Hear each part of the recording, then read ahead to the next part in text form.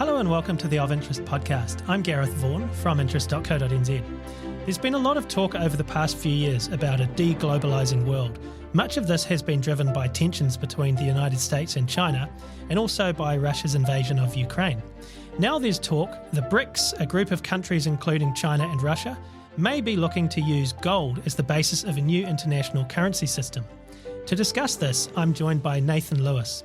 Based in the US, Nathan runs newworldeconomics.com. He's an author, a former analyst and money manager for institutional investors, and a fellow of the Wealth and Poverty Program at the Discovery Institute think tank. Hi, Nathan, and welcome to the Of Interest podcast. Really appreciate you being with us. Hello. Glad to be here. Look, just to kick this off, could you remind listeners just what the BRICS is?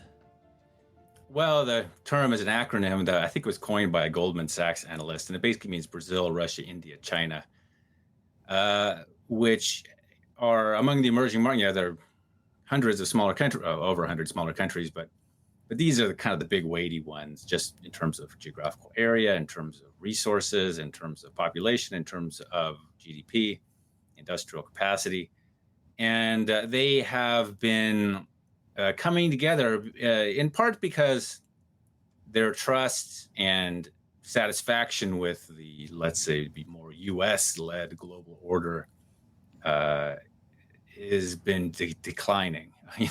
U.S. foreign policy guys have been saying, prepare for the upcoming war with China for about 30 years. And I can imagine if you're Chinese, that doesn't make you very comfortable.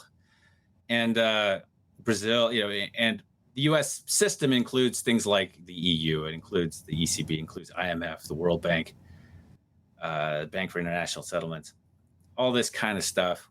And Brazil has lots of experience with the IMF, actually, and they're a little dissatisfied with this, and that dissatisfaction has been ramping up in the last couple of decades, and especially in the last couple of years. Absolutely. And obviously, so Brazil, Russia, India, China, and then South Africa joined at some point too. So that's the five now. Is that correct? Yeah, that's true, actually. So the S went from being a plural to maybe meaning South Africa. Might have to capitalize it. Yeah. In the future. But it's expanding. Just like there was the G5 and then the G7 and the G20. Now more and more countries have been declaring themselves at least interested in being part of this sphere. I think there are 20 members with 40 potential applicants now. So it's becoming pretty big. Yeah. So what are they thought to be looking at doing in the area of currencies and perhaps trade? Well, they have a basic problem, and they've been kind of dissatisfied with the situation for a long time. For example, for a long time, China currency, the yuan, was directly hard pegged to the U.S. dollar because it was a pretty good solution for China in many ways and in many other emerging market countries. And then they had two problems. The first was the management of the U.S. dollar. China was quite unhappy with, since their currency was pegged to the U.S. dollar, especially in the 2000-2010 period. It lost quite a lot of value, had an inflationary tendency. And then the U.S. basically berated China for having this policy. They call it currency manipulation. I don't know if you remember that. That was about 15 years ago. Oh, you can't, there were a lot of cheap Chinese imports flooding in the United States because of low labor costs. And they say, oh, well, you can't manipulate your currency. China is saying, we have the same currency as policy as California. We're pegged to the dollar. But there was a lot of friction involved in that, and Chinese de-linked their currency. And now it's more of a floating peg. And so these are some of the issues that have been coming up. And now, of course, that has ramped up radically in the last couple of years with Russia basically thrown out of the dollar-based trade finance system. And also China aligning itself in a broad way with Russia and India and Brazil. So this is now becoming very, what was kind of low-level grumbling for a long time now has kind of become active efforts to create a new alternative. So what might this alternative entail? Well, they have some very basic problems. For one thing, like how to pay for imports. How do you pay for imports, right? If you are in Russia and you got a bunch of rubles, how do you pay for Indian cotton? If you're in India and you want to buy some Russian fertilizer, how do you pay for it? the basic problem is the U.S. dollar is basically serves as a currency of currencies. Now, you've probably heard the story of the barter market, right? You kind of go down to your weekly medieval fair, market in the square, and you have a bunch of lettuce, and this guy has shoes, and that guy has, I don't know, horseshoes. And you got to figure out how to go. You have lettuce and you want some horseshoes, and you go to the guy with horseshoes and you say, well, I got horseshoes, but I don't want lettuce. Well, the currency markets are kind of like that. You have rubles, and in India is pretty big, but let's take a smaller country, Chile, let's say, you got rubles and you got to trade with someone, you got to buy Chilean pesos, and you have to have someone who has Chilean pesos and they want rubles. Well, how are you going to meet up with them? And, and so the US dollar has served as this currency of currencies. You sell rubles for dollars, and then you take the dollars and you buy Chilean pesos. So instead of having a market, for every other currency, you just have one market with the dollar, and then you go buy what you want. You sell your lettuce for dollars, and then take your dollars and buy horseshoes, except now the currencies instead of lettuce and horseshoes. Well, once, Russian entities are actually not even able to own dollars at this point. They've been kicked out of the U.S. dollar financial system. So they have these basic trade finance issues. Just how do you pay for stuff in domestic currencies? And so you could theoretically use, the Chinese yuan has problems because it's not an open system. They have capital controls and stuff. People don't really want to use the Russian ruble for this purpose because it has a history of unreliability and might be at war soon, or the Indian rupee. And they kind of look around like, you guys don't have very good currencies, can't really trust you, don't have very developed financial systems, and so they're kind of wondering, well, what can we do? And they want to land on some kind of internationally acceptable medium. And when you get a lot of people in a room together, they all have a bunch of ideas, but there's only one thing they've ever been able to agree upon, and that is gold. Right? You can have some smart aleck says, well, we're going to have a currency basket, and it's going to be like this, and these smart guys are going to manage it, and everyone else says, who's this guy? Right? But there's one thing that everyone's been able to always agree upon, and that is gold. And that's why all the big international systems always have been based on gold. Even in the 19th century, there were floating currencies. The United States had one after the Civil War. But all the international stuff was based on gold. And so they've kind of had this discussion period where they had all these bright people with bright ideas, and they said, yeah, some smart aleck. But there's something that they know has always worked for hundreds of years. And there's no particular reason why it wouldn't work in the future. It still works. And so they're definitely, and they're kind of getting through this discussion process. And now maybe it hasn't been any official message yet, but a lot of unofficial messages that they're now sort of in the implementation phase. So could we be talking here? I mean, I assume that they're not going to share a currency between this group of diverse countries, like, say, the EU does, the European Union does with the euro. So is this more of a system of maybe pegging their own individual currencies to gold, like the old gold standard days? Maybe eventually, but you're right. No, this is not a proposal like the euro where everyone has a central, shared central bank like the ECB or anything like that. And it's not even a system of pegged currencies as emerged at Bretton Woods, for example, at this time.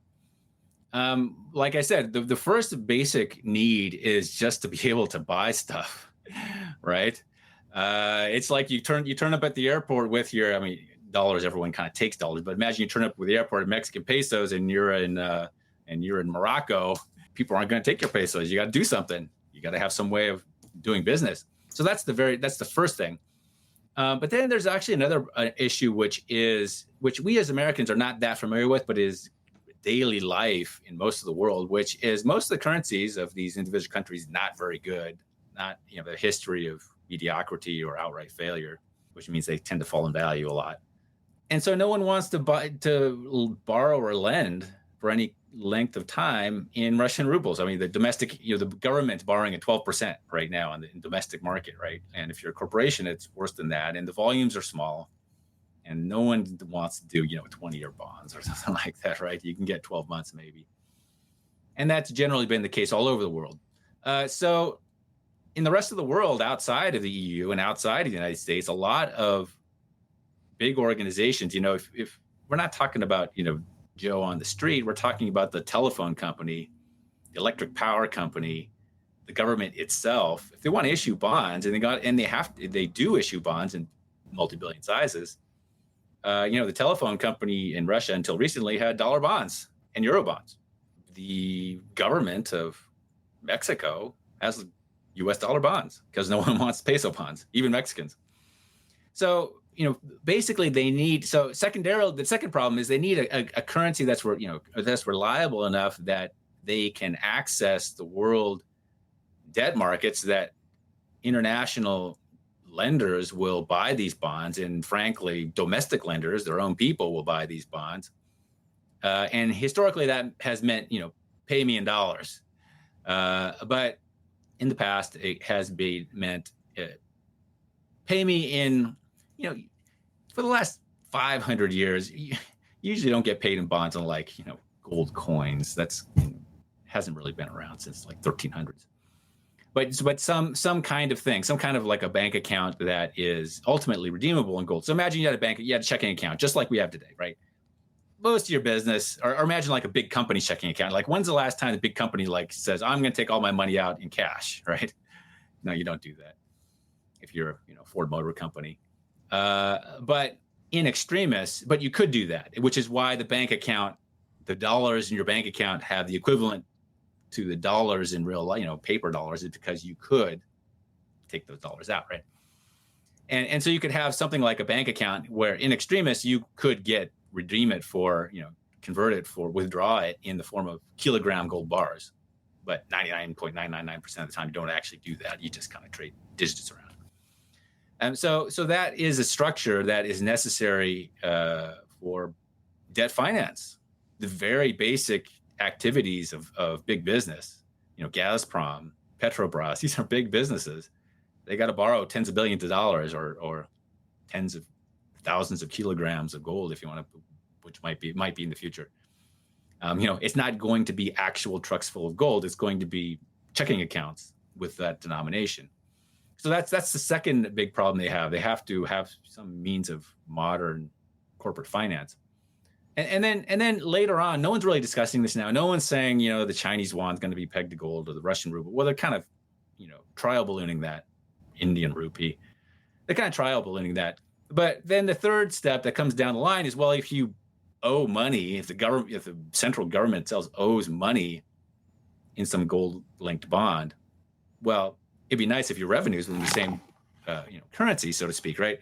And so, eventually, just to have assets and liabilities match, you might get local currencies also being linked to gold.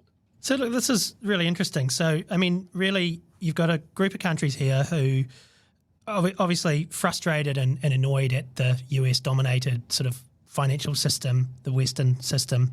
And then obviously Russia invades Ukraine. Russia gets locked out of the dollarized world, or the dollar-based financial system, I should say.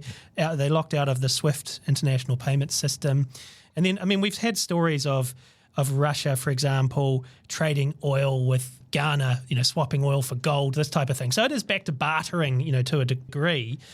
I guess if gold is going to be the basis of something here, what might this do to the gold price?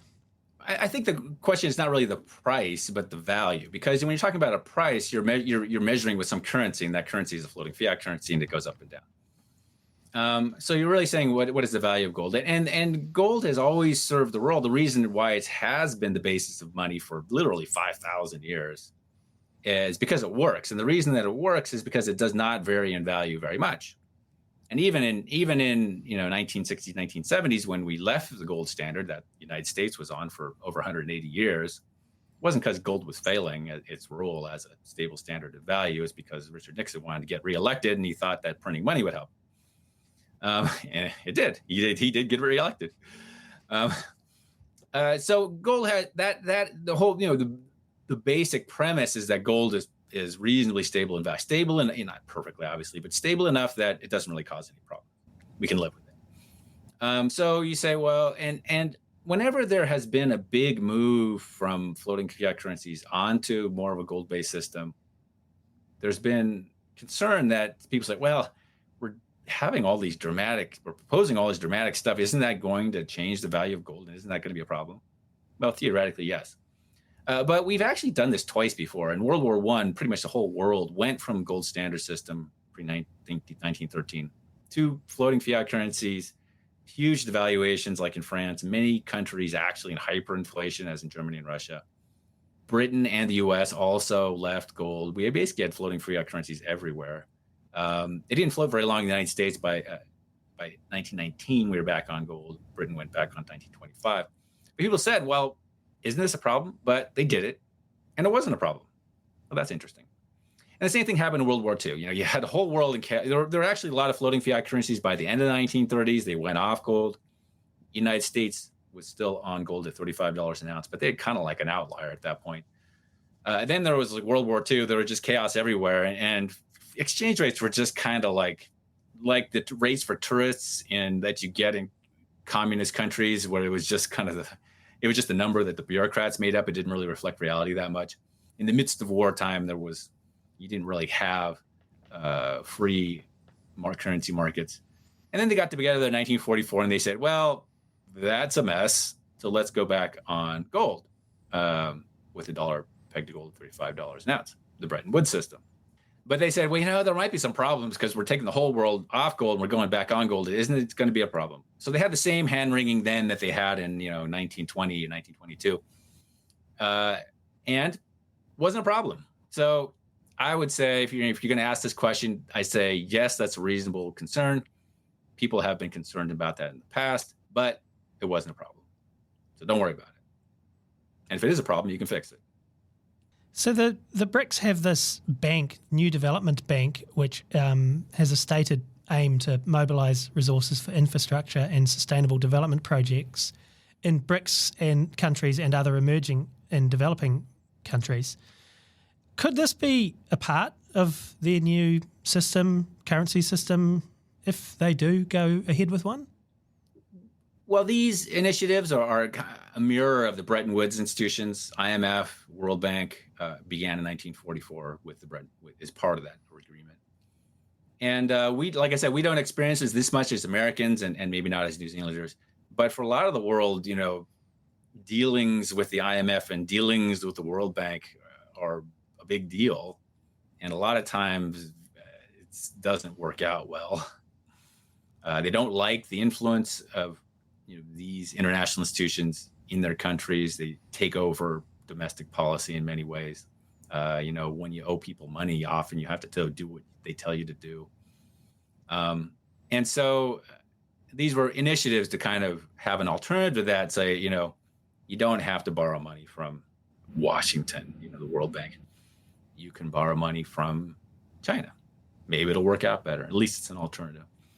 So that's, nothing necessarily having to do with gold in itself. But as I was mentioning, one of the core elements of having some kind of gold basis, gold currency, you can call it. I call it currency. We're kind of accustomed to having paper currency that we have in our wallet, but it would be essentially digital. This is not a new thing. The Bank of Amsterdam was doing this in the 17th century. They didn't have paper money then either. And this lending that might go on with this world, financial entity might be part of that. Now, one of the reasons you do this is because for centuries, governments could borrow in a gold basis for 3 or 4%. Now we've had super low interest rates, and maybe that doesn't sound so great today. But if your alternative is trying to borrow in the domestic market at 12%, like Russia today, 3 or 4% sounds pretty good. And if you're a corporate, maybe more like 5%. And those levels were sustained for centuries, very stable. We have record of interest rates in Britain under the gold standard during the 19th century, flat as a pancake. They were extremely low and extremely stable. That would be part of this expanding, having a gold basis of these loans would I think expand that whole financial system for financial club that does business in gold-based entity. So one of the things that's quite interesting about this group is China is far and away the biggest economic power in this group. So is this really talking about a China-centric or dominated group, I guess, establishing itself to counter a US-dominated group? Yeah.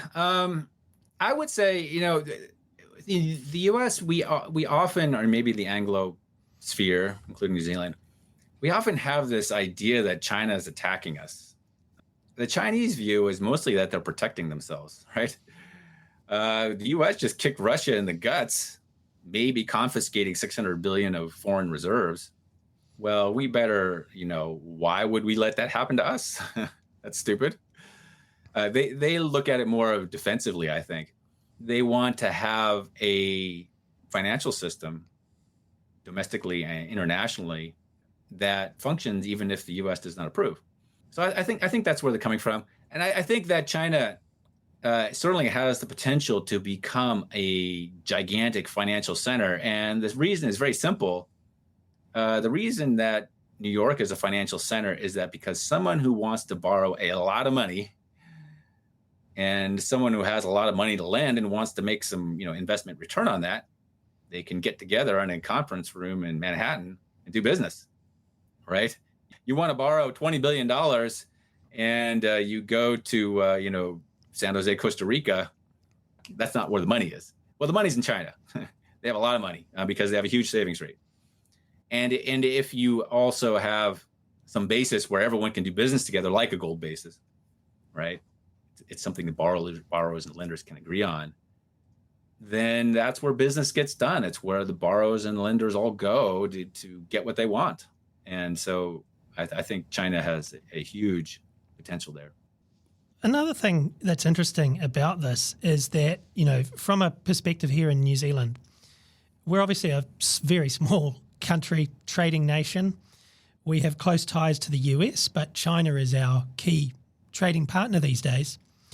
So if this new BRICS-based system does get off the ground, how should a country like New Zealand approach it? Well, I would imagine a New Zealand just be pretty pragmatic about it. I mean, what does it mean? Well, it means that you have one of these accounts, right?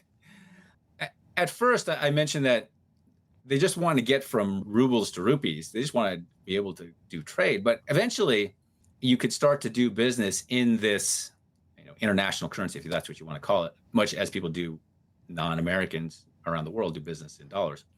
For example, I raised that, Russian fertilizer company sells fertilizer in India, has a bunch of rupees, which they convert to this gold international currency.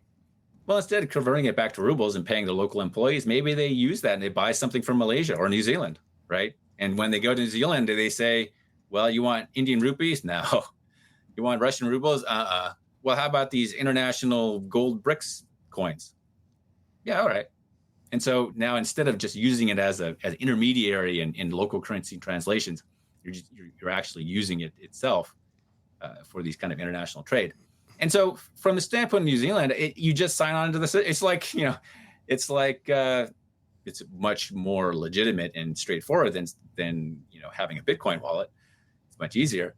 And you just go down to your local office of the Commercial Bank of China and open an account, and you're in.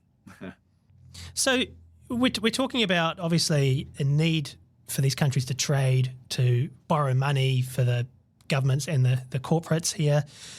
There's been a lot of talk around about what might happen. And, I mean, one of the suggestions I saw was that Russia and Iran have been talking about establishing a gold-based cryptocurrency for international trade. So, I mean, in this day and age, we're probably talking more digital. We're definitely talking more digital than, old-style paper money. But, I mean, what is your sort of, I guess, your best guess of what this might look like if it does get off the ground? Well, I've always suggested something very simple. So if you get into cryptocurrencies a little bit, they're really just ledgers. What's a ledger? Well, the term ledger comes from, books that people would write in, because before all computers and all that stuff, you went down to the bank, you withdrew money. There would be some clerk that would write with a pen in a book, said, you took out $20 today, we debit your account by $20. That's a ledger in pen and paper, which is how business was done for hundreds of years. And now we have digital ledgers, but it's the same thing. It's the same numbers, just with less labor involved.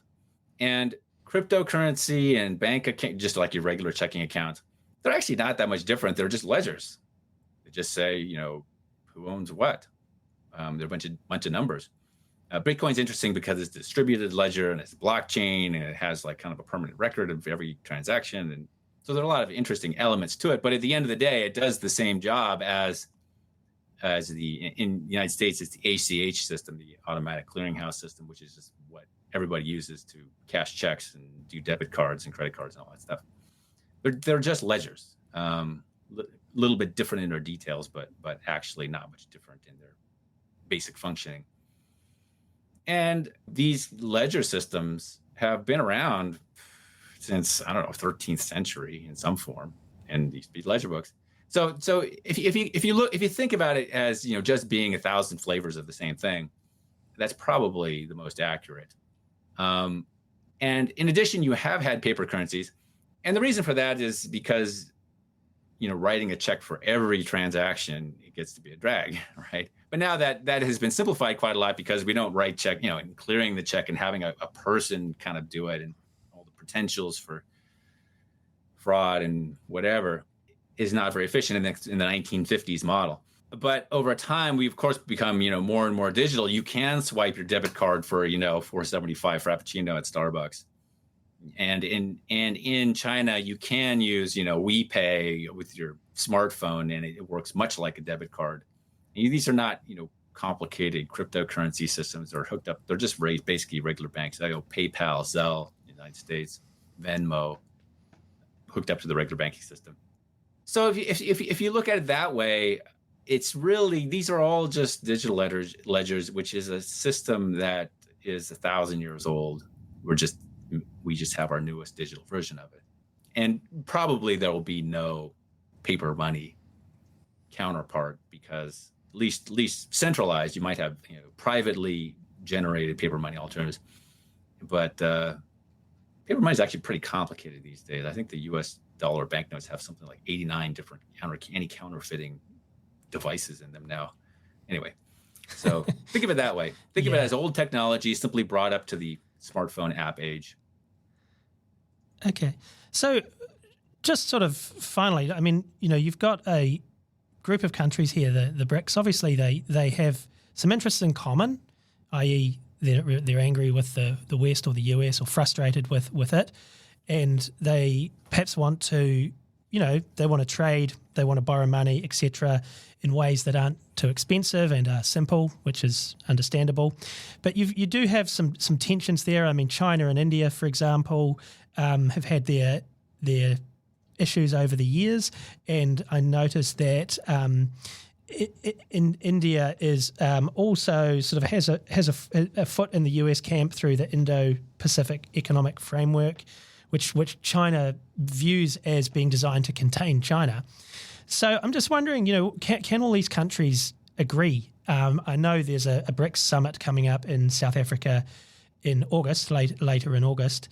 And I just wonder, if they do get to the nitty gritty of talking about, this is going to be our new international trading system, and the ruble's going to be pegged to, this value of gold, and the renminbi is going to be pegged to that value of gold. Do you think they'll actually be able to agree?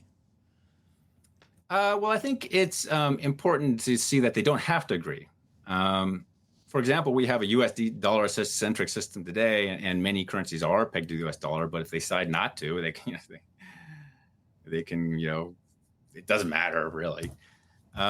If you look at more as a medium for international cooperation rather than some kind of like grand agreement where they're all going to harmonize their internal domestic policy, I think it makes a lot more sense. And within that, you could establish ways of, in a sense, separating some of these domestic risks. Now, for example, in the U.S. dollar was essentially devalued during the Civil War, and coming out of the Civil War, there was something called the gold clause in almost every U.S. commercial contract, which says that if the dollar is again separated from its gold parity, this bond is payable in gold coins, not paper money, buddy. That was abrogated by Franklin Roosevelt in 1933, which pissed off a lot of bondholders. But I think in a similar way, you could have these bonds which are not ultimately dependent on government behaving themselves, but say in extremis, you're going to have to pay up in kilogram gold bars. 99.999% of the time, you're just trading gold checking accounts. It's all digital. But if things, push came to shove, you got to deliver some gold, buddy. So I think there are ways of minimizing the need for international cooperation. One of the nice things about money is, just as a social tool, is that you don't really, you don't need to cooperate. It's like, here's my $100, give me my stuff. Thank you. See you later. I don't need to know your name. We don't have to come to any big agreements, right? It's the anonymity of it. The fact that you don't have to rely on these things is one of the nice things about money when it's working properly. Well, look, Nathan, thanks so much for that. It's going to be really interesting to see, what direction the BRICS do take on all of this. That is Nathan Lewis, who runs newworldeconomics.com, is an author, a former analyst and money manager for institutional investors, and a fellow of the Wealth and Poverty Program at the Discovery Institute think tank. And I'm Gareth Vaughan at interest.co.nz with another episode of our Of Interest podcast.